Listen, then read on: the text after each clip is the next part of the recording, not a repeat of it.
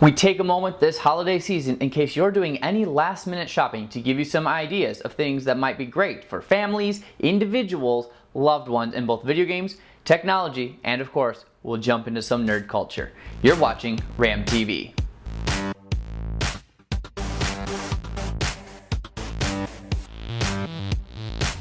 We all know kids play video games. We play video games, why wouldn't our children? Matter of fact, we may actually spend some family time playing video games with our kids. Stunningly though, a Pew Research study shows 97% of kids between the ages of 12 and 17 play video games. I'm going to do something a little bit different today. That is, I want to talk about late Christmas gift ideas if you're still looking. I am, however, not going to focus on that 12 to 17-year-old. Matter of fact, I'm going to drop back. I'm going to go even further, say 5 to 10 years old. There is a system out there that I think is actually a really great system for them. It's called Osmo. This system connects to your iPad, and if you get the starter kit, it comes with several different games available. Consider that Osmo comes with actual toys, real toys your kids can put in their hands, and those toys are utilized, in fact, for the gaming system itself. First is Tangram. Tangram's one of those that comes with that pack I was talking about that actually has tangible toys your children can play with. These are going to be very brightly colored wooden puzzle pieces. And the idea is to take the arrangement of pieces that appear on your screen and match the toys to your screen. Maybe you'll see something like a cat. As you place each piece correctly, an outline shape becomes a solid color. And there's of course audio cues that indicate whether things are going right and wrong. So Osmo actually uses the camera of your iPad to watch and grade, if you will, your children's progress. Next, there's Words. That's actually what it's called. Words, and again, it comes with those tangible pieces you can use. This incorporates multiplayer if you choose to use multiplayer. You can play the word games together or compete against one another. Then there's a physics-based game with the game called Newton. This one's going to be similar to a game like Cut the Rope. You're going to have balls fall continuously from the top of the screen, and you're supposed to draw shapes on your paper to redirect them so they hit the desired targets. Final game that comes with it is called Masterpiece. It's basically a twist on tracing. Your child can watch the screen, see the lines overlaid on the paper, and then trace them to replicate the image. You can also actually choose to import your own pictures so that your child can draw their favorite toy. The last thing I want to talk about real quick is a pack that you can get for Osmo. It's coding. That's right, it teaches your child basic coding skills on a computer. The Osmo price is at $80 for the basic pack, an additional $30 if you want to get the next kit, or $100 for the entire Genius kit together. I understand that that price can be a bit hefty, especially if you're getting something for a 5 or 6 year old. And the other downfall is the Osmo only goes with iPads. Now it fits all sorts of different sizes iPads, from the mini to the 4, but it is just for the iPads. There are games, however, that are out there if you already have a PC or a console. For example, Sid Meier's Civilization, Scribblenauts if you have a handheld. These are a couple really great games for kids. And if you've got like PS3, PS4, you could always go with a little Big Planet game. Again, bright colors and puzzles to try and figure out your way through the levels. Now, I want to give Ray a call and let's hear what's on the tech side.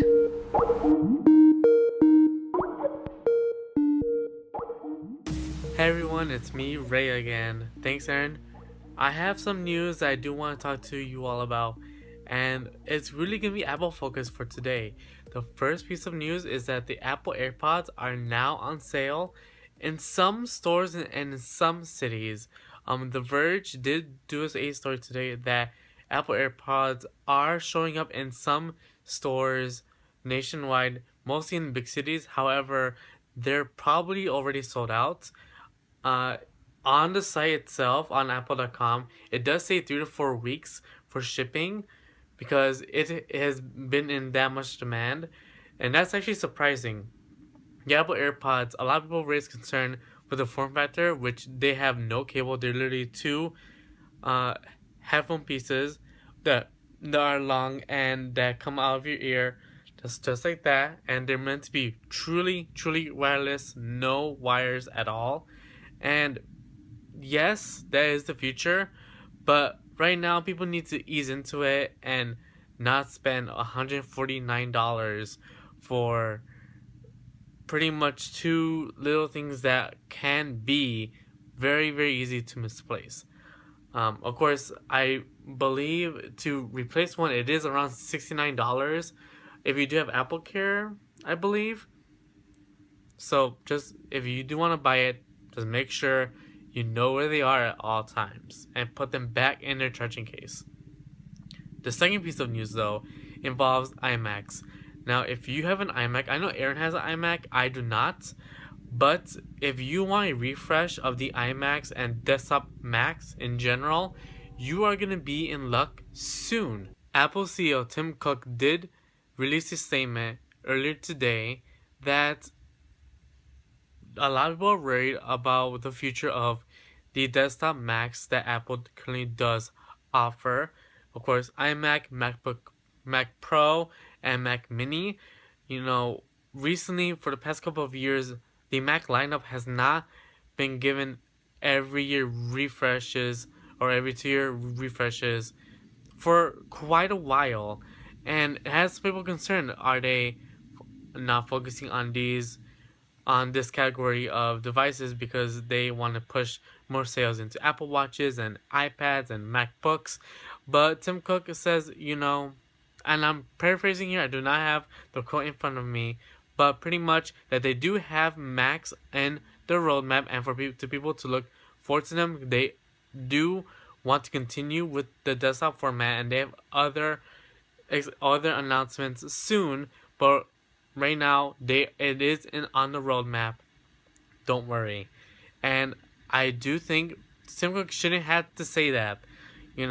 Apple has made quite a bit of money from Mac products. Mac products are still the go-to for a lot of people's minds, or in a lot of people's opinions, I'm sorry, that Macs are for the creative, Macs are for the editing software. Macs, if you want to be creative, if you want to edit photos, edit movies, all that, you must go with Mac. And a lot of people still feel that way. Apple, even though the MacBook Pro isn't pro-friendly with the, pretty much you need to use a dongle if you're going to use any current peripheral that you may have already purchased, aka USB drives, external hard drives, stuff like that. Oh, an SD card reader, because it does not have an SD card reader anymore. Yes, I know, it sucks. Just remember, you do need to get a dongle. But back to the story. Why are people questioning about its loyalty to desktop computers? Apple knows what it's doing. Apple does not try to release a product subpar when it can wait off for a few more years to do it. Pretty much like the Apple Watch. Okay, Android Wear was already out. There were already smartwatches on the market. Why did Apple come late to this game? Could they change it? And now Apple Watch is the most sold, smartwatch in the last quarter, I believe. So, honestly, Apple was fine. You will get updated Macs soon. And then we're going to turn to something a little bit more darker. Not darker, just a little bit more controversial. Several companies have already come out and say they refuse to take part in any sort of Muslim registry if the Trump administration does seek some sort of registry list and all that. Companies such as Uber and Apple have said that they do not wish to be asked that, and if they were asked, they would simply refuse to help create a list like that. And that's actually very terrifying. Of course, this is a tech show. We do not try to talk about politics when we can avoid it. However, a lot of these tech companies have a very, very strong, very big stronghold and footprint in our lives. Example, Uber. Uber can pretty much give the information about the riders to the administration if there was some kind of rule law that they had to abide by. Right now, we don't know anything about that, but this is all hypothetical. Uber pretty much has all the information. They could pretty much know slash just guess who may be Muslim, where are they driving to, how often do they drive, how much do they spend on them, what hours, and it becomes more of a spying program. Of course, this is all hypothetical conspiracy. I do not want to present this as fact, but it is a real possibility. And I'm glad that these tech companies are not trying to participate in that kind of thinking. Of course, I'm not going to show or say my political beliefs, but this is the news. This is what people have been saying for the past week or two. And yeah, thank you, Uber and Apple, for not participating, if it happens, for not participating in this Muslim registry. So, you are at a store and it is now a week away from Christmas. What do you buy? Well, here are my 3 tech tips on what to get last minute Christmas gift. If you're on a budget and need something for less than $50, the best thing I could recommend is a Roku streaming stick. I've seen this device for around $35 to $40 depending on where you buy your electronics. And of course, you can always price match as well, where pretty much it is literally a stick where you connect it with into your HDMI port into your TV, and you get to have apps on your TV. Hulu, Netflix, Pandora, Spotify, CBS All Access, I believe HBO, Showtime. They have apps for your Roku. And if you know someone who loves Netflix and cannot live without Hulu, it is the best option. It is a very cheap option. Just keep that in mind. If you need a little bit more, well, if you have a little bit more money to spend, and around the $200 option, I do recommend a Apple TV or a Roku Ultra. They're both, again, streaming devices, and these are very easy devices to connect to any TV, and really, it's just great. It really is a great and easy, pretty much, gift you can give to anybody, because anybody who has a Netflix or Hulu account wants more ways to have that in more rooms in their house, in their apartment, and all that. Pretty much. But I do want to go to the big one. If you have around $1,000 to spend on someone, you should really consider getting them an iPad. Now, why an iPad and not a notebook or a laptop? Well, notebooks, laptops, they are very, very specific for gamers, for everyday, for designers. And right now, you may know the person, but they may like a certain color. You don't know how many gigabytes of RAM they need, what kind of hard drive space they need, what kind of size screen that they want. It becomes too specific, and it pretty much throws off your gift to them. So hold off on that. But an iPad, a designer, an editor, someone who wants to stream will make use of that. For example, my mother. She loves Netflix. She watches it on her phone. She watches it on her TV. She pretty much used my iPad for around 2 or 3 days to finish her, her show that she was watching nonstop. And she absolutely loved it. She didn't understand why I bought it for myself. Why spend, $500 for my iPad Air 2 when I have a laptop already?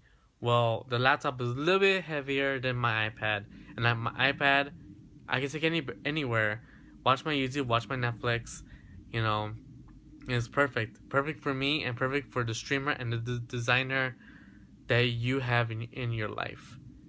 Consider those three pretty much easy tech gifts. Anybody could use more streaming options, more streaming devices in their household, and an iPad. Anybody could use an iPad. There's games you could draw on it. If you have a child, iPads will save your life, but yes, that is all for me for today, for this week. I will talk to you all later, and hopefully better lighting, better hair. This is an NTC shirt shout out to where we started, and hopefully we'll see you all soon. See ya. Thanks, Ray. Now, you're probably wondering why we're doing the show a little bit different this week instead of giving you news, because there's definitely news happening. The truth is, I was listening to a mom talk at a restaurant. She was trying to figure out what the perfect gift was to give her sons. She wanted something with video games because they love video games, and according to that Pew Research, why wouldn't they? Only 3% of kids apparently don't. She wanted that perfect gift, but she didn't want the video game to be bloody, gory, shooting people, or something they could zone out on. I don't blame her. She wanted something that was educational as well as entertaining, and that's why the Osmo might be one of those things that would be perfect if you're in the same situation. Now, I don't want to take all the news from you, so let's take a look at the nerd culture world and what's happening in the news right there, because, well, that picture's from Entertainment Weekly. It's the new Justice League. That's right, it's got Wonder Woman, Flash, and Batman, in case you didn't know who they were. And they're all staring out at something. What? I don't know. But they're definitely looking at something. I'm excited to find out. I'm sure you are too. And all we have to do is wait one more year. November 2017 is the estimated release date for the new Justice League film. And speaking of movies in theaters, this movie came out 15 years ago. It's gonna make me feel old as soon as I run this. In the lands of Middle-earth, legend tells of the Dark Lord Sauron and the ring that would give him the power to enslave the world. December 19th, 2001. That's the day Warner Brothers released The Lord of the Rings, The Fellowship of the Ring. That was the first chapter in Peter Jackson's fantasy epic series. Fellowship of the Ring was nominated for 9 Academy Awards and won 4, including Best Cinematography, Best Makeup, Best Music, and Best Visual Effects. The sequel, The Two Towers, was released in December of 2002, and The Return of the King arrived a year later. That movie won 11 Oscars, including Best Picture and Best Director for Peter Jackson. Jackson then returned to Middle-earth for the Hobbit series, which was also a trilogy like Lord of the Rings. Those released in 2012, 2013, and Battle of the Five Armies was also in 2013. You have my sword. And you have my bow. And my axe. There are currently 2 other Lord of the Rings related movies in the works. One is about the tumultuous events that inspired Tolkien to write his series. The other, Tolkien and Lewis, is about Tolkien's relationship with Narnia writer C.K. Lewis and how he converted him to Christianity. I hope you guys enjoyed today's show. If you did, make sure you like, subscribe, share with your friends. Like us on Facebook, Twitter. We even have a GoFundMe where you can donate if you want to help us raise money. We would greatly appreciate it. Join us next week to be kept up to date with your video game, tech, and nerd culture news. Do you Ram?